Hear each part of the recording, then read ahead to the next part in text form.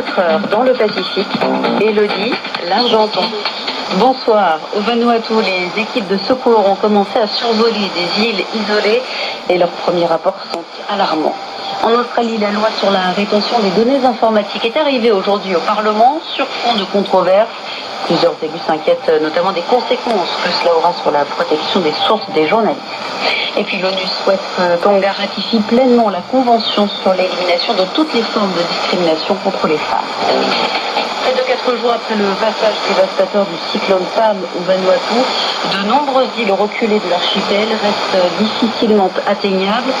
C'est le cas de l'île de Tanna, située au sud du pays. Ses 29 000 habitants ont subi toute la force du cyclone de catégorie 100. Ils ont affronté des vents de 36 km/h. L'île pour la première fois hier et leurs témoignages sont alarmants. Tom Terry, chargé de mission pour l'ONG australienne CARE, rapporte les propos de son équipe. Leur impression, c'est que les dégâts sont vraiment énormes. C'est bien pire que dans la capitale, Port Vila. Ce qu'ils ont vu hier, c'est que Tanna a vraiment été décimée. Les secours n'ont pas pu se poser sur l'île en raison des inondations, mais ils devaient avoir recours à des hélicoptères pour pouvoir se poser en altitude et avoir ainsi une meilleure idée de l'ampleur des dégâts et donc des besoins de la population.